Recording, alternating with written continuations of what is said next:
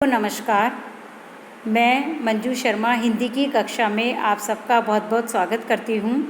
आज हम कक्षा 11 आरोह हमारी पुस्तक का नाम है और इस पाठ्य पुस्तक से हम कविता घर की याद जो कि पाठ 5 है इसका हम अध्ययन करेंगे, जिनके कवि हैं भवानी प्रसाद मिश्र।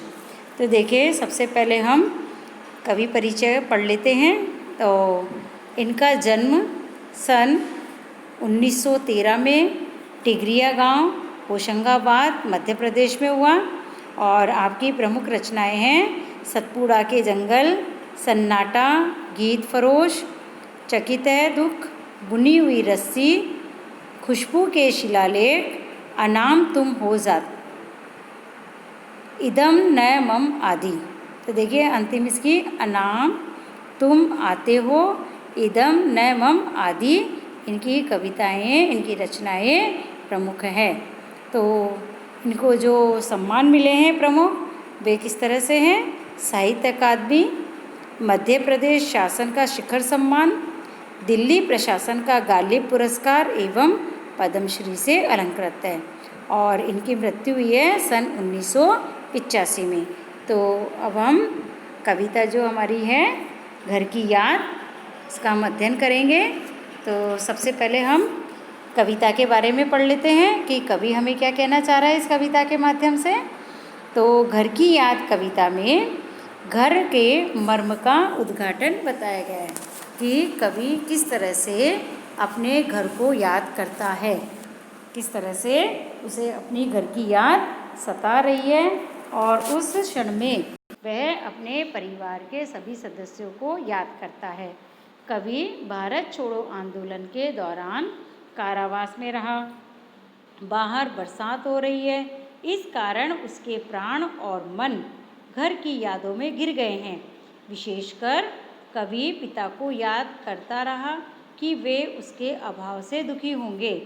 यानी जब बेटा घर में नहीं रहता है उस समय पिता को बार बार अपने पुत्र की याद आती होगी, इसीलिए वह दुखी होते होंगे। ऐसी कल्पना वह कवि करता है। उन्हीं को वह सावन के माध्यम से अपनी कुशलता का समाचार भिजवाता है और उससे अपनी वास्तविकता कहने के लिए मना करता है कि परिवार के सभी सदस्यों को यह न बताया जाए कि उनका बेटा कहाँ पर है और किस दशा में है। घर की मार्मिक याद कविता की केंद्रीय संवेदना है। तो यहाँ हम पढ़ रहे हैं कविता की पंक्तियाँ। आज पानी गिर रहा है, बहुत पानी गिर रहा है, रात भर गिरता रहा, प्राण मन पिघलता गिरता रहा। अब देखिए, रात भर गिरता रहा, प्राण मन गिरता रहा। तो पहले हम इन चारों पंक्तियों के लिए समझ लेते हैं। प्राण मन गिरना मतलब होता है प्राणों और मन में छा जाना। प्राणों और मन में छा जाना। तिरना मतलब होता है तैरना और पूर का मतलब होता है भंडार या बाढ़। जब बहुत ज़्यादा पानी आ जाता है, बाढ़ का रूप ले लेता है। तो यहाँ पर कवि क्या कह रहे हैं? स्वतंत्रता आंदोलन के कारण जेल में बंद कवि भवानी प्रसाद मिश्र ने घर की याद कविता लिखी।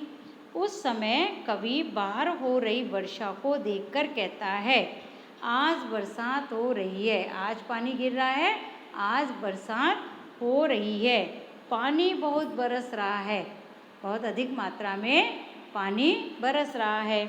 वर्षा पूरी रात भर होती रही है। रात भर गिरता पानी यानी पूरी रात भर बारिश हो रही है।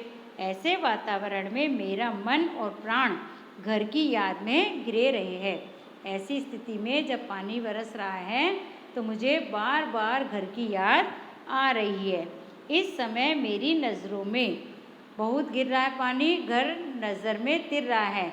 जब बाहर बारिश हो रही है तो मेरी नज़रों में कौन है? मेरा घर तैर रहा है, मेरे घर के सदस्य मेरी आंखों के सामने तैर रहे हैं। अर्थात बार बार मेरी आंखों के सामने मुझे अपने घर का और अपने परिवार के सदस्यों का चेहरा नज़र आ रहा है। एक एक करके सबकी याद आ रही है। घर की मुझसे दूर है जो, हर घर खुश का पूर है जो। फिर से देखिए, एक एक करके सबकी याद आ रही है और मेरा घर खुशियों से भरा पूरा है, परंतु दुर्भाग्य से वही आज मुझसे दूर हो गया है। आया आपको समझ में सारी पंक्तियाँ कि किस तरह से कवि जो है भवानी प्रसाद मिश्र जेल में है, स्वतंत्रता आंदोलन के कारण जेल की यातनाएं सह रहे हैं, और जब बारिश हो रही है, पूरी रात पानी बरस रहा है और उनका मन बार बार अपने घर में रहे परिवार के सदस्यों की ओर जा रहा है।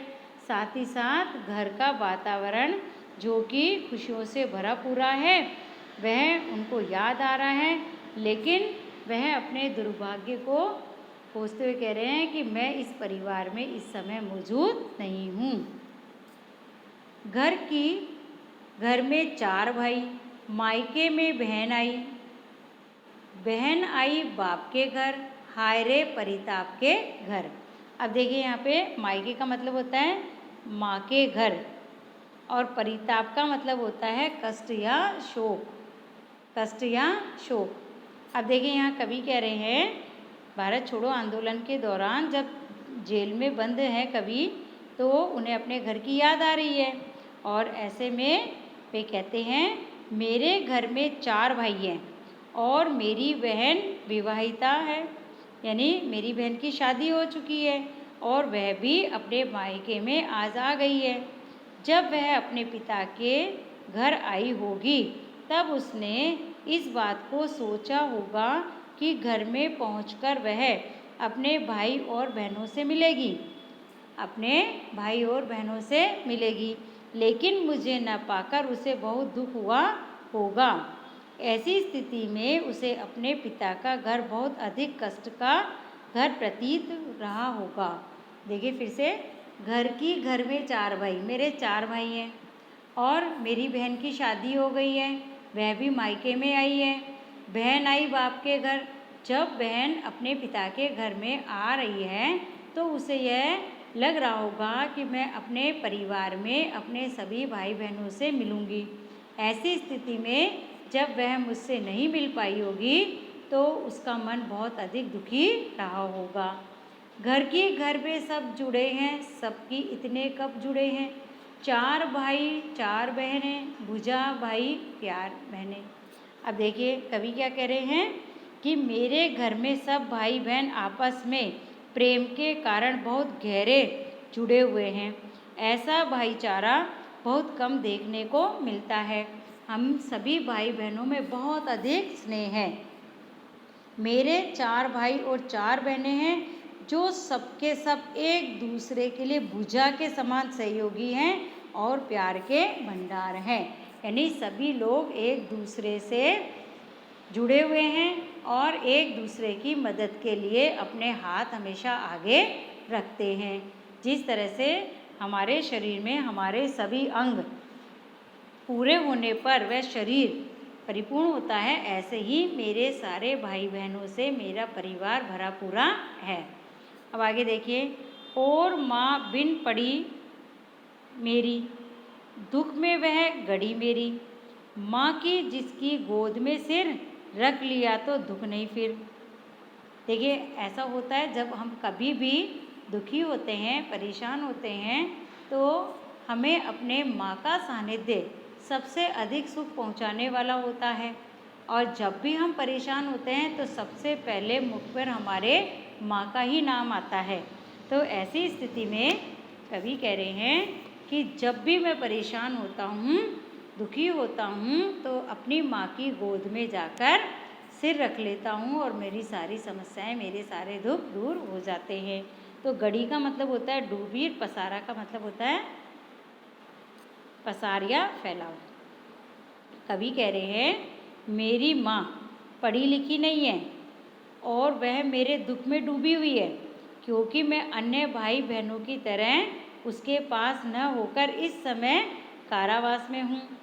मेरी माँ ममता में इतनी परिपूरित है कि यदि एक बार उसकी गोद में अपना सिर रख दूँ तो फिर कोई भी दुख कहने मात्र के लिए मेरे पास आकर खड़ा नहीं हो सकता है। यानी माँ के साये में कवि ने सुख ही सुख बताया है। माँ की जिसकी स्नेह धारा का यहाँ तक भी पसारा, उसे लिखना आता नहीं जो कि उसका पत्र पाता। अब यहाँ पे कवि कह रहे हैं कि मेरी माँ की स्नेह धारा का फैलाव यहाँ कारागास तक में है, यानी कि मैं यहाँ भी अपने माँ के स्नेह को अनुभव कर रहा हूँ, यहाँ भी मैं उसकी ममता का स्पर्श अनुभव कर रहा हूँ। मेरी माँ अनपढ़ है, मेरी माँ पढ़ी लिखी नहीं है, वह लिखना नहीं जानती है, पढ़ना नहीं जानती है, नहीं तो मुझे पत्र अवश्य ही लिखती। मैं जानता हूँ वह मेरे बिना नहीं रह सकती। इसके बाद देखिए, पिताजी जिनको बुढ़ापा एक क्षण भी नहीं व्यापा, जो अभी भी दौड़ जाए, जो अभी भी खिलखिलाए। अब यहाँ कवि क्या कहना चाह रहे हैं, व्यापा का मतलब होता है फैला या अनुभव हुआ। तो कवि यहाँ पर कह रहे हैं मेरे पिताजी बूढ़े हो गए, परंतु उनके मन में कभी बुढ़ापा नहीं आया। आज भी उनके हृदय में युवापन का जोश और उत्साह समाया हुआ है। आज भी उनका शरीर पहले जैसे ही स्वस्थ है, चुस्त है, और वे युवकों की तरह दौड़ लगा सकते हैं। जो अभी भी दौड़ जाए, जो अभी भी खिलखिलाए, और वे अब भी आज भी खिलखिलाकर हंसते हैं। आज भी उनकी हंसी में बहुत खिलखिलाहट है, उत्साह है, और उनकी स्थिति यह है कि मौत के आगे न हिचके, शेर के आगे न बिचके, बोल में बादल गरजता, काम में झंझा लरसता। अब देखिए यहाँ पर हिचके का मतलब होता है सकुचाए या डरे, बिचके का मतलब होता है डरे, और झंझा का मतलब होता है आंधी तूफान, और लरसता मतलब लहराता। तो यहाँ कवि क्या कह रहे हैं, आज भी मेरे पिताजी की यही स्थिति है कि उनके सामने मौत भी आकर खड़ी हो जाए तो वे उस मौत से भी मुकाबला कर सकते हैं। मौत के आगे ना हिचके, बिल्कुल भी नहीं डरते हैं, आज भी उसका हिम्मत से मुकाबला कर लेते हैं, और उससे भी किसी भी प्रकार के भयभीत नहीं होते। इतना ही नहीं, वे शेर से भी नहीं घबराते, शेर के आगे भी नहीं बिचके, बिचके का मतलब होता है नहीं डरते हैं। और आज भी उनकी वाणी में जोश है, बोल में बादल गरजता, जिस तरह से बादल गरजते हैं, गड़गड़ाहट कर पूरे आसमान में गूंज उठते हैं, वैसे ही मेरे पिताजी की वाणी में भी जोश है। वे जब बोलते हैं तो दूर दूर तक बादल की गर्जना की तरह उनकी आवाज़ लहराती सी हुई सुनाई पड़ती है। और काम में वे झंझा लरसता, यानी जब वे काम में जुट जाते हैं तो उनमें आंधी तूफान जैसी स्फूर्ति और गति आ जाती है, वैसी ही उनमें शक्ति आ जाती है, वैसे ही वे फुर्ती से काम करने लगते हैं। आज गीता पाठ करके, दंड 260 करके, खूब मुदगर हिला लेकर मूठ उनकी मिला लेते। अब देखिए इसमें क्या कहने चाह रहे हैं कवि, व्यायाम करने हेतु लकड़ी का ये जो उपकरण होता है उसे हम कहते हैं मुदगर। मुदगर, खूब मुदगर हिला लेकर, यानी कि व्यायाम करने का एक लकड़ी का उपकरण होता है जिसे वह जल्दी जल्दी घुमा लेते हैं। मूढ़ मतलब मुगदर का हत्था, जिसे अपन हाथ में पकड़ते हैं। तो कवि जो बरसात का वातावरण हो रहा है जिसमें वह घर की याद में डूबे हुए हैं और अपने परिवार के सभी सदस्यों को याद कर रहे हैं, ऐसे में वे कहते हैं आज भी मेरे पिताजी नित्य नियम के आधार पर गीता का अध्ययन करके उठे होंगे। जैसे रोज़ वह गीता का पाठ करते हैं वैसे भी आज भी उन्होंने गीता का पाठ किया होगा। इसके बाद उन्होंने 260 दंड लगाए होंगे, 260 बार उन्होंने दंड लगाए होंगे। इसके बाद व्यायाम करने की दृष्टि से मुद्गल घुमाया होगा, वो मुद्गल हिला करके, और अंत में उन दोनों मुगदरों की मूठों को मिलाकर, अर्थात उन्हें नियत स्थान पर रखकर वे ऊपर से नीचे आए होंगे। ऊपर से नीचे आए होंगे, नैन जल से छाए होंगे, हाय पानी गिर रहा है, घर नज़र में तिर रहा है। और तब उनकी आँखों में अवश्य आंसू आए होंगे और मुझे अपने पास न पाकर वे बहुत ही व्याकुल हो गए होंगे। कवि कह रहे हैं इस समय बरसात हो रही है, मेरी नज़रों में मेरा परिवार, मेरा घर के सदस्य सब आँखों के सामने आ रहे हैं, तैर रहे हैं, मुझे सब सदस्यों की याद आ रही है। घर नज़र में तिर रहा है अर्थात मेरी आँखों के सामने घर नज़र आ रहा है। तो आपने पढ़ा, ये हमारे कविता का एक अंश है। इसके आगे के अंश हम आपको दूसरे वीडियो में बताएंगे। तो हमने कविता पढ़ी घर की याद। तो आपने देखा किस तरह से भवानी प्रसाद मिश्र, जो कि स्वतंत्रता आंदोलन के कारण जेल में है और उस समय उन्हें अपने परिवार की याद आ रही है और बारिश हो रही है और बारिश के अंदर वह रह रहकर अपने परिवार को, अपने घर को, घर के सदस्यों को, उनके क्रियाकलापों को याद कर रहे हैं और अंदर ही अंदर वह दुखी हो रहे हैं। तो हमने पूरी कविता पढ़ ली बच्चों। अब हम इसका आरोह जो हमारी पुस्तक है इसकी कविता है, इसको हम अगले अंश में इसका अगला भाग पढ़ेंगे। धन्यवाद।